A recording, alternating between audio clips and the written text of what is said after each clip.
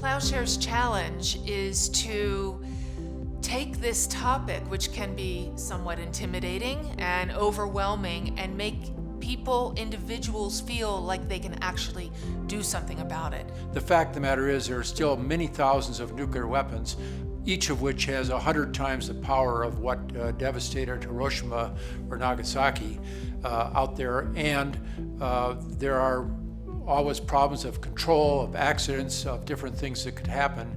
And all that would have to happen would be for one nuclear weapon to go off any place in the world, and there would be a freeze in economic activity. There would be panic throughout many, many countries. There would be a shutdown of civil liberties.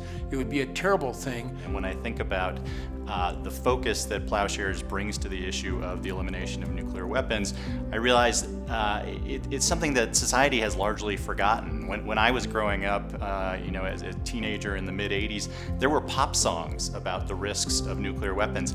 That doesn't happen anymore, and yet the weapons persist and the risk persists, and I think it's important to continue to address that as best we can. It does appear that after the Cold War, when the Cold War ended, that this whole issue was swept under the rug. People felt, phew, we don't have to worry about that anymore. When the reality is, in fact, the threat has only grown. The number of nuclear-armed states has increased. Technology is much more widely spread, and of course the spike in terrorism, where we have either Al-Qaeda, ISIS, or their inspired groups, that if they were to ever get a hold of any sort of nuclear capability, the results would be truly catastrophic. I experienced the horrors of the chemical warfare in the Iran-Iraq war when I lived in Tehran, and that just really instilled in me the fear of WMDs, whether nuclear or chemical. So that's a very personal reason that I got involved. Then when I saw the opportunities with the Iran deal for rapprochement, at least for talks on the Iran deal between the States and Iran, I kind of got involved with the National Iranian-American Council.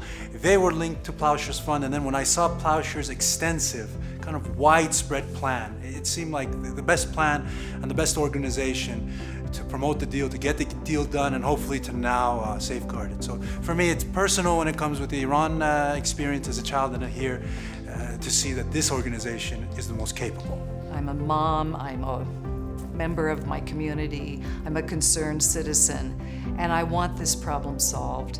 I hope it's in my lifetime. I was born in the nuclear age of duck and cover beneath the desk in case we were bombed, and which dates me, but this is not worth it. This is a waste of our resources. It's a waste of human potential.